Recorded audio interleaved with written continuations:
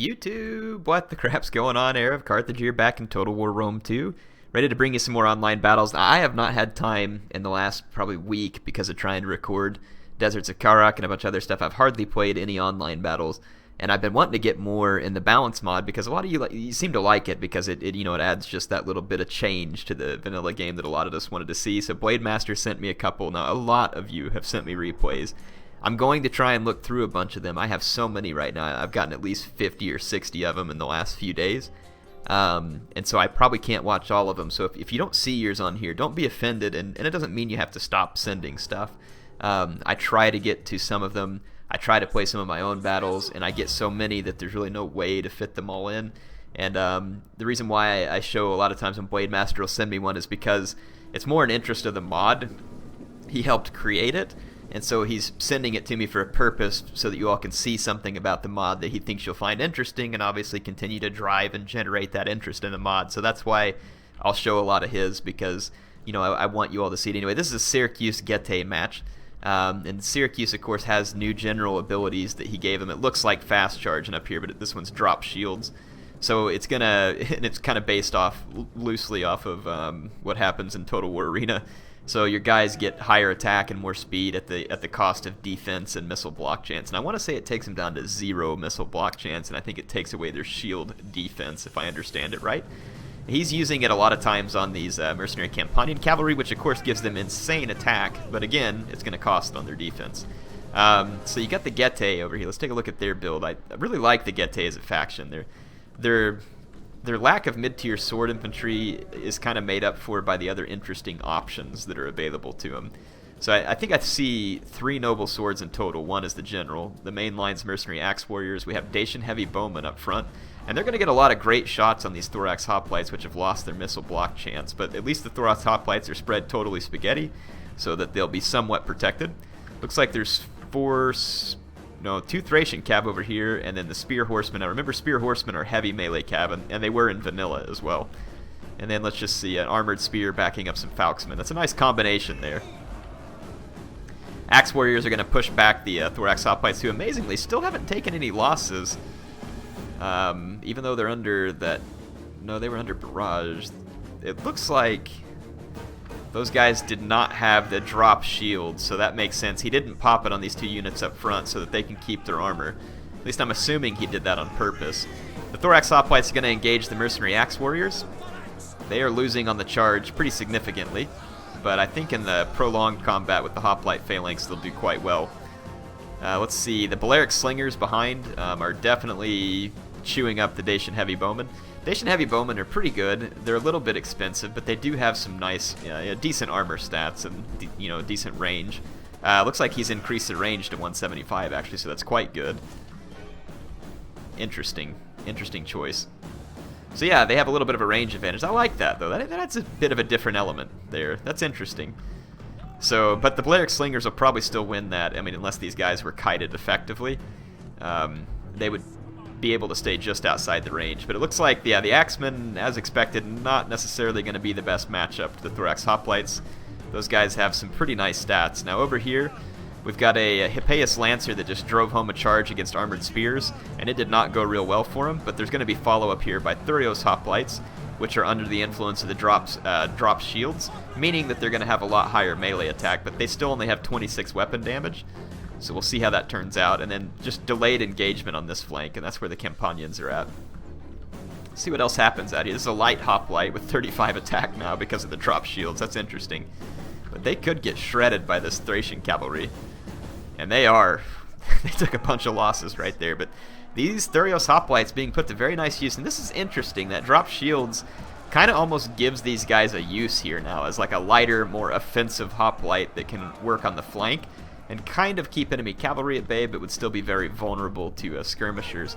Noble Swords charging in here, already racking up 43 kills against Thorax Hoplites. They are going to easily tank that fight out. And there's still 2 Noble Swords that have yet to even engage in combat. Hippeus Lancer kind of facing down these guys here, so Blade Master is going to keep these guys in check with this group. And it looks like he's moving some Italian Cav and some other units into play now. Italian cavalry here, used to disrupt the Mercenary Axe Warriors. Very nice move by Blade Master. And these noble swords are going to come in here and shut down this Thurios hoplite party that was going on. They are going to give these guys a savage beating. Now, the Thurios hoplites, though, if they went into phalanx, I mean, that would give them some nice bonuses, but they are still going to get absolutely wrecked. However, you can see they've opened up the flank of the noble sword here to Blademaster's Balearic Slingers. And this is going to be a nice opportunity for him to get some great flank shots here and really hurt the noble sword. That's coming into the unshielded flank, so that's an excellent shot for the Balearic Slingers, and they're going to cause a lot of damage. Campanian cavalry kind of moving around. We'll see what they're up to. This flank engagement's going down. The hoplites caught the spear horsemen there, so that's going to be rough for the Getae.